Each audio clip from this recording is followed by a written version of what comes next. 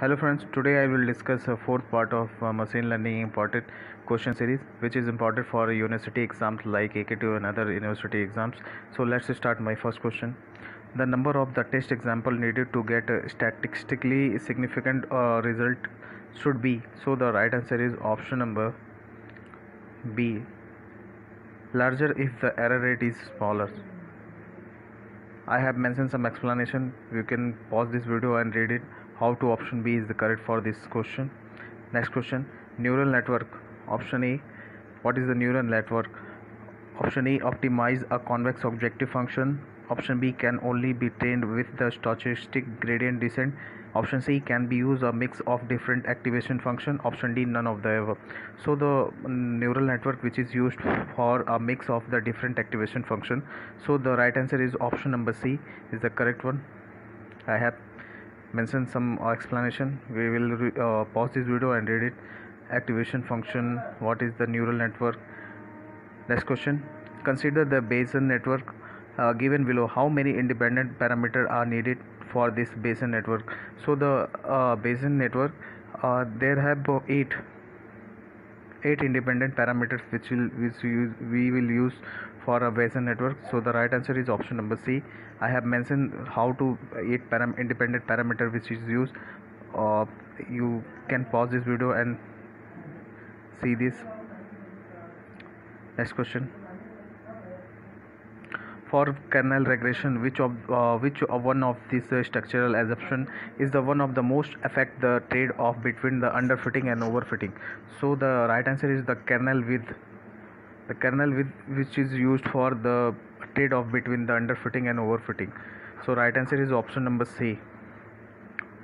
Next question. And what is the kernel width?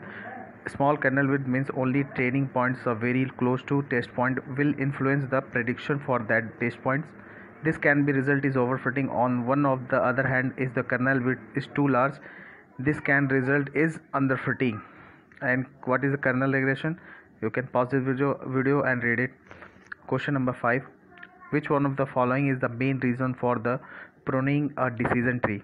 So the right answer is to avoid the overfitting the training set. So the right answer is option number D is the correct. Next question. Question number 6. The numerical output of a sigmoid node in a neural network. Option A is unbounded encompassing all a real number. Option B is unbounded encompassing all integer. Option C is bounded between 0 and 1, and option D is bounded between -1 and 1. So in a neural network, all of the above option is the correct. A, B, C and D is also correct. If this question asked in a university exam, you will choose any one of the option and go through the next question. I have mentioned some explanation how to all of the above option is correct.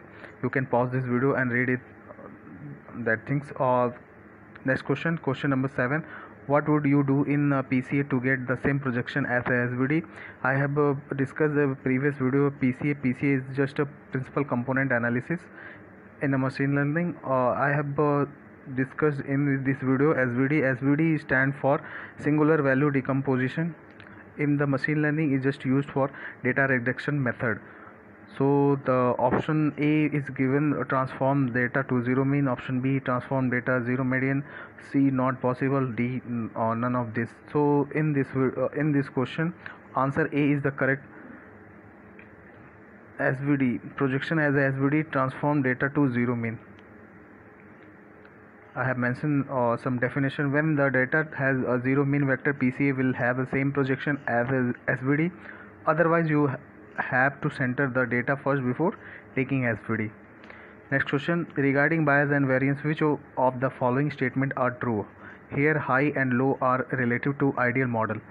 So the right answer is this question is based on model which overfit have a low bias and model which underfit have a low variance.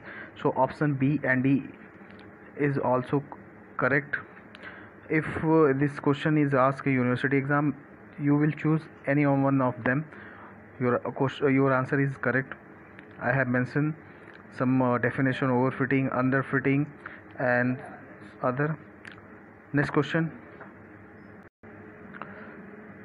Question number 9. Given a large data set of medical records for a patient suffering from heart disease, try to learn whether there might be a different cluster of such a patient for a which we might tailor separate treatment. What kind of learning problem is this? So this type of question is based on unsupervised learning. So option B is the correct. Unsupervised learning, this is an unsupervised learning problem. In unsupervised learning, we feed only the input and let the algorithm to detect the output. Clustering algorithm can be used to solve this problem by grouping patient into different cluster. Question number 10. Predicting on whether will it rain or not tomorrow evening at a particular time is a type of a dash problem. So the right answer is just based on the classification problem. I have mentioned a definition of a classical problem. You can pause this video and read that things.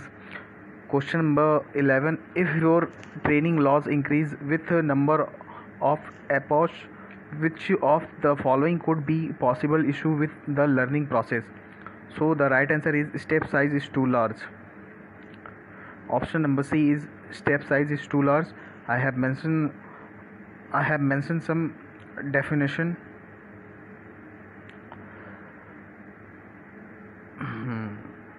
Definition, you can pause this video and read this. Next question. Okay, video is and. So friends, यदि आपको ये video अच्छी लगे तो इसे like, subscribe और share ज़रूर करें ताकि ये ज़्यादा से ज़्यादा बच्चों तक पहुँचे और उनके एग्ज़ाम के लिए ये हेल्पफुल हो. सो थैंक यू दोस्तों.